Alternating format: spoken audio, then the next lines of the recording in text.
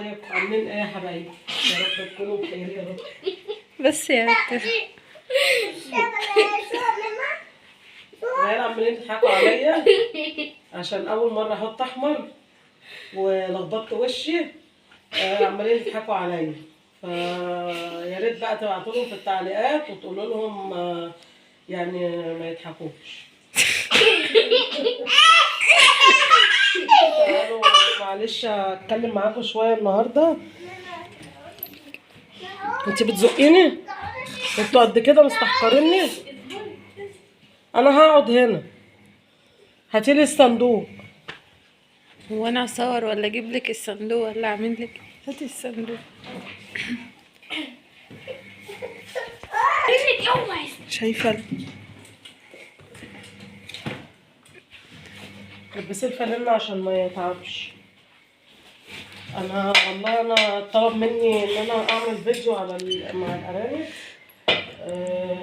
انا لسه كنت منضفه لهم قبل ما اخرج المحل اصلا، بس هعمل بقى يعني هكنس كده وهقعد اتكلم معاكم شويه وهنقفلهم. اتكلم معاكم برضو عن يعني الارنبه بتقعد قد ايه لما بتولد، وبتقعد اصلا قد ايه لما تبقى حامل. يعني هتكلم معاكم في الحاجات دي كلها. يا ريت بقى تسمعوني الفيديو كله عشان محدش يرجع يقول لي يسألني على حاجة انا اصلا جاوبتها في الفيديو.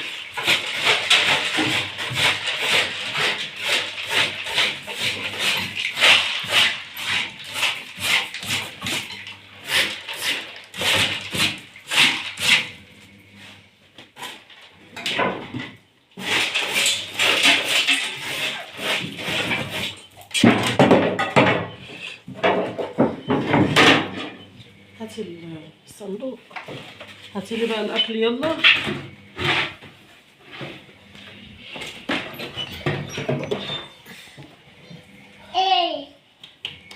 اقعد بقى يا حمص، اقعد يلا حبيبي. اللهم صل وسلم وبارك على سيدنا محمد. انا دلوقتي انا هتكلم معاكم شويه. البهوات دولت اول ما طلعت عليهم من الاوضه وشافوني كده، انا اصلا ما بحطش ولا احمر ولا كلام من ده، بس انا اصلا يعني عشان انتوا ما تزهقوش من شكل اللبس الاسود والحاجات دي. انتوا ما زمتوش حاجه، فعشان انا مش متعوده ان انا احط الحاجات دي فلخبطت الدنيا. خرجت عليهم بقى كده قعدوا يضحكوا لحد دلوقتي، عمالين يضحكوا اصلا من ورا التليفون وعمالين يضحكوا. حتى عم حمزه عمال يبصني من ساعتها مستغربني. التليفون بتاعي. هاتي بقى على خدي القطه هنا اهي. طلعي القطط دي بره وتعالي هاتي لي ميه. هاتي لي المسكنه. بص يا حبايبي، انا اصلا من قبل ما اعمل القناه اصلا وانا تعبانه. كانت يعني بعيده عنكم يعني. كانت جات لي جلطه في عينيا، الاثنين. ف لما رحت كشفت وكده قال لي دي جلطه، تجمعات دمويه داخل العين، احنا بنسميها جلطه. فانا حقنت في عينيا دي 3 مرات. عملت اشعه كبيره وحقنت في دي 3 مرات، والمفروض هحقن ديت برضو 3. حتى انتوا لو تلاحظوا ان دي يعني دي متغيره عن دي، يعني عينيا دي متغيره عن دي. هي عامه النهارده يعني من امبارح بالليل وانا عينيا دي برضو تعبانه مش عارفه في ايه. حتى ورمه يعني من هنا اهي. والله ربنا الشافي المعافي، ولا دكاتره ولا حاجه، بس احنا بقى بنعمل اللي علينا. تعالى لي بقى كده، انا مش عارفه اتكلم. هاتي ميه، هاتي ازازه ميه فضيها في الطبق ده. اللهم صل على النبي. فانا بقالي يومين بالظبط، لا هاتي ازازه وانا فضيها هنا. بقالي يومين انا يعني حاسه بتعب هنا اهوت كده في عينيا جامد، تعب جامد. يعني انا مش قادره حتى ان انا احط ايدي عليها كده. وعينيا ديت طبعا دي لسه ما اتعملش فيها اي حاجه. حقنت دي، ومن ساعتها الحمد لله مفيش اي زغلله ومفيش اي حاجه فيها. فانا كنت خايفه ان هو ما ينفعش، لان انا شفت ناس كتير حقنه كتير. يعني واحد بيقول للدكتوره، تقول له انت كده حقنت كام مره؟ بيقول لها 16 مره. انا سمعت كده بصراحه ربنا وكنت همشي. يعني انت 16 مره، اما انا كاتب لي 3 هنا و3 هنا ليه؟ 16 مره ازاي وانت داخل اصلا وبنته مسنداه؟ وهاتيلي بقى الواد ده، والله العظيم انا تعبت. يا حبيبي اقعد هنا يا بابا، يلا اقعد ما تنزلش تاني. ماشي يا حبيبي. قلت ازاي حقن 16 مرة وداخل مش شايف الأوضة نفسها، مش شايف يعني يعافينا ربنا، مش شايف باب الأوضة أصلا. ربنا ينورها لكل إنسان يا رب. العين دي مشكلة كبيرة، لأن يعني أنا مفيش حاجة تعباني في حياتي قد عينيا. والحمد لله برضو بحمد ربنا على كل حاجة، ان هي ليها علاج. في ناس كتير قوي ما يعني ملهاش علاج، مش لاقيه علاج. فانا الحمد لله ان انا علاجي موجود، وهبدأ بقى في عناية ديت احتمال ان شاء الله الاسبوع الجاي، وهوريكم برضو بالتفصيل. هبدأ حقن في دي، وبعد كده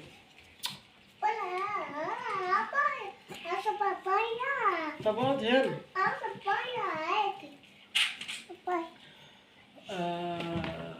هبدأ بقى في الحقن في دي. هحقن 3 مرات، وبعد ما احقن 3 مرات هروح عايدة الإشاعة تاني، وهيقرروا لي بقى انت عايزة حقن تاني ولا لا. بس انا ان شاء الله مش هعوز في دي تاني، لان دي اتحسنت الحمد لله. فانا قلت اعرفكم برضو، عشان انا في ناس برضو حبايبي يعني بيقولوا لي عينيكي مالها وورمه ليه كده على طول وكده. فانا لا الحمد لله انا كده مش ورمه. ده انا لو وريتكم صورتي اول ما تعبت واول ما جت الجلطه ورحت اتحجزت في الرعايه الحمد لله في المستشفى في المعادي. انا ما اتحجزتش بالامانه، يعني هم قعدوني تحت الملاحظه عبال ما كانت كل جسمي كل وشي كله وارم. بص بص حمار بقى بتاع. هي كانوا قالوا لي بتاع ايه ده ساتر حساسية من الدرجة الرابعة. هم بيقولوا لي هناك دي حساسية قاتلة، اسمها حساسية قاتلة. والحمد لله هي أثرت على عينيا الحمد لله من ساعتها وما تتهاش. فأنا برضه أنا عشان ما تقولوش هي عينيها وردة بالبنية ولا إيه. فالحمد لله يعني نحمد ربنا على كل حاجة. أي لمسة يعني ده مخبطني كده غصب عنه بإيده، اتخبطت في أي حتة حتى لو خبطة بسيطة في أي حتة في جسمي بتعلم فيا بالشهور. فأنا طول عمري وأنا كده، يعني مش دلوقتي بس. فأنا هتكلم بقى معلش عشان ما أطولش عليكم برضه وتزهقوا مني. بصي الله اكبر، انا هفاجئكم مفاجآت كتير مع الارانب ديت، لان هم كل يعني بصي اكتر من 15 ارنبه هتولد ورا بعضيهم او مع بعضيهم. هم كانوا بيعملوا كده، يعني هم كانوا بيولدوا كده قبل كده بال5 وال10 يولدوا مع بعض، وكنت ببقى محتاسه بيهم. فعشان كده ان انا ذبحت الذكوره، وان هم يعني ايه، لا انا زهقت وكان مسؤوليه جامده عليا والمكان صغير، فعشان كده ان انا ذبحتهم.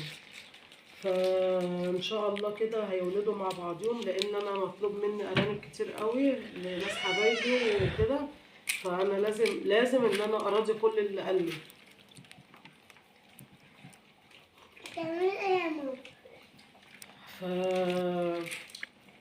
انت عملت من اللي هو 3 في 1.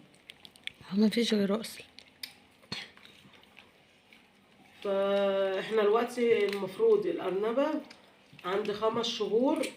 يعني انا عندي ارانب ولدت لما تمت 4 شهور ولدوا، ما اعرفش ازاي صغيرين، ولقيتهم هي فين اللي ولدت، تلاقيها هي اللي بتخش عند ولادها وهي اللي ناتفه ريشها. طب يعني ازاي الارنبه الصغيره دي والده واحده واثنين وثلاثه؟ فرخر ان انا ايه، عشان كده برضو ده سبب ان انا ذبحت الذكوره دي، عشان حرام يعني ارنبه زي دي ازاي تولد اهي. يعني انتوا تصدقوا ان دي ارنبه تولد؟ استني، لا مش دي، هوريها لكم لما تيجي هي. بسم الله الرحمن الرحيم. حتى بصوا هي كانت ناتفه بقوا، يعني عشان هي صغيره وما كانتش حمل الكلام دوت، عشان كده ولادها كانوا صغيرين قوي كده وعدمانين. هما من ساعه ما اتولدوا، سيبها من ساعه ما اتولدوا وهم انا عارفه ان هم هيموتوا. كانوا صغيرين قوي وكده. هي حتى بصوا هي من ساعتها وهي ضعيفه ازاي، انا مستغربه لها بصراحه. فلما صلى على النبي انا عشان كده ذبحتهم، ان انا اريح الباقيين من يعني شويه ما يتعبوش. فالارنبه عند 4 شهور ممكن الذكر يبقى شغال وجاهز، النتايه تبقى شغاله وجاهزه عند 4 شهور. تقعد قد ايه بقى في الحمل؟ ما هو يعني ما فيش حد راضي ياخد الواد ده بقى، انا ما بعرفش اتكلم كل مره على كده. كل يلا ماما. الارنبه بتقعد قد ايه حامل؟ هو الطبيعي المفروض شهر، يعني 30 يوم. الارنبه يعني تولد عند 30 يوم 31 يوم. برضو في ارانب عندي بتولد على 28 يوم، كتير قوي بيولدوا على 28 يوم. ف لحد 35 يوم. اكتر من كده بقى يبقى انت تلجئي لاي دكتور بيطري ان هو يديكي في نوع حقن اللي هي بتاعه الطلق الصناعي دي، ان هي تاخدها. عشان كده كتير ده كده يعني وقت جامد. 35 يوم دول كتير قوي ان الارنبه تفضل حامل فيهم. الارنبه يعني احنا كده اتفقنا ان الارنبه عند 4 شهور عمرها من ساعه ما تتولد، عند 4 شهور ممكن تحبل وتخلف وكده والكلام ده. عند 4 شهور 5 شهور 6 شهور بالكتير. اكتر من 6 شهور لا، يبقى كده اوفر خالص. لا كده يبقى يا اما الذكر اللي معاها مش شغال، يا اما هي مش بتخلف. هما الارانب دي زي البني ادمين برضو، في اللي بيخلف وفي لا، في عاجزين وفي ذكورة عاجزة يعني مش بتشتغل. 4 شهور 5 شهور 6 شهور الأرنبة تحمل فيهم وتشيل. تقعد من 28 يوم ل 30 يوم ل 35 يوم. أكتر من كده لأ، يبقى في مشكلة بقى معاها. لازم دي تعرضيها على دكتور.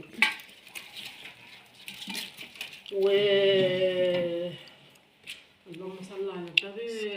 الأرانب تتولد عند يوم لحد بتتفتم امتى؟ انا اتكلمت على فطم الارانب دي في فيديو كامل، بس انا هعيده تاني عشان حبايبي اللي طلبوه برضو. الارنبه بتفطم امتى؟ الارنبه لو انت سايباها مع الذكر لما اتولد، لما ولدت، يبقى هي كده اشتغلت تاني، حملت تاني.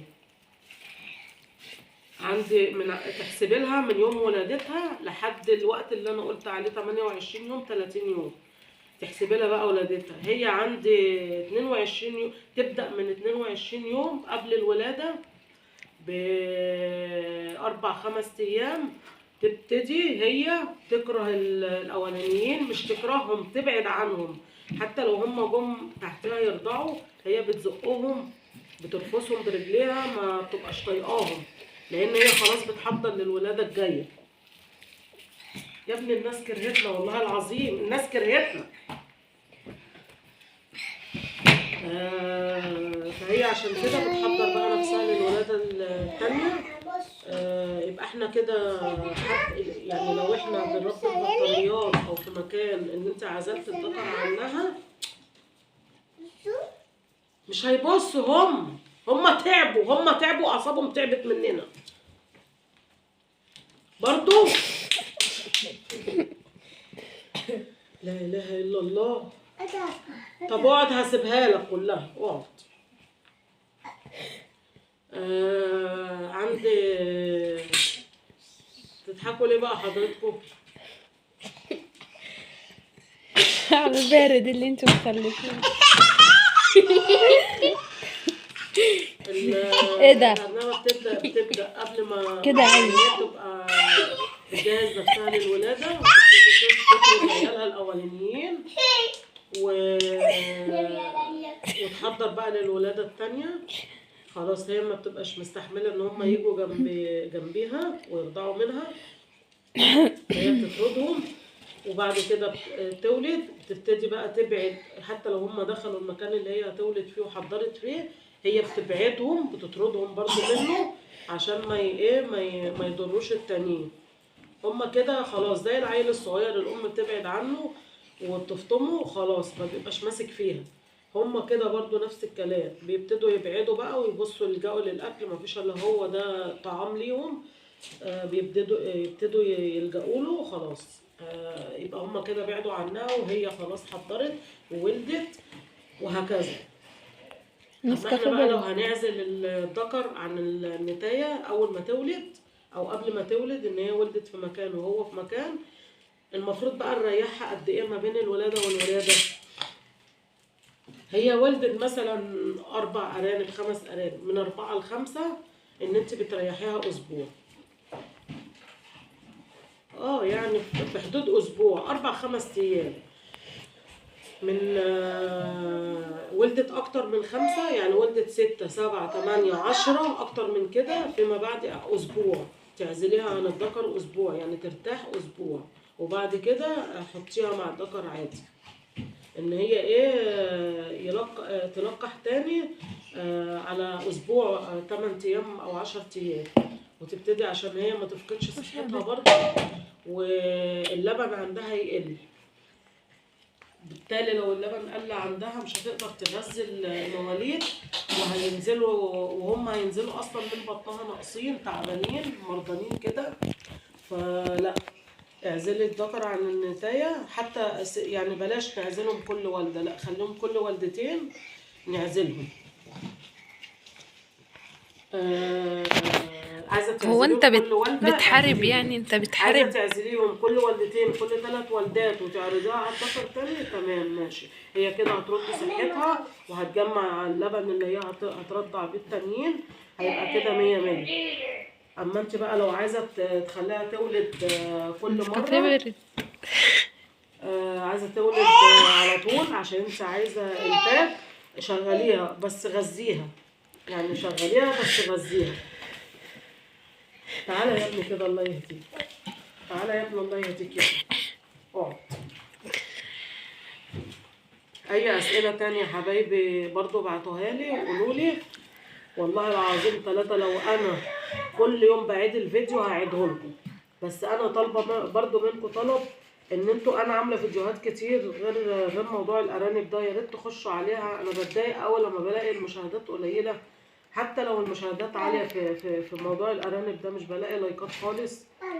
ف يعني اللي اتفرج ما عجبوش الفيديو مش معقوله، يعني انا عامله 12000 مشاهد، مش عامله منهم 300 يا عبير، 300 لايك او 250 لايك في ال 12000 مشاهد. يعني استحاله، انا ما شفتهاش بصراحه على مدار ان انا بتفرج على اليوتيوب كتير. انا ما شفتش بصراحه 12000 مشاهد على 250 لايك، انا ما شفتهاش. يعني انتوا مش بيعجبكم فيديوهاتي؟ ما بيعجبكوش فيديوهاتي؟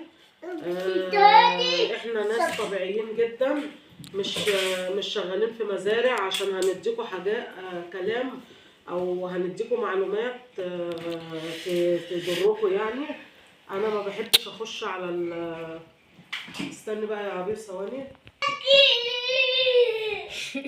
تمام يا حبايبي،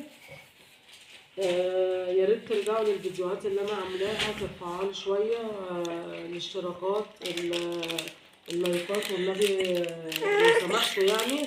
اللايكات. اللي مش مشترك معايا يشترك.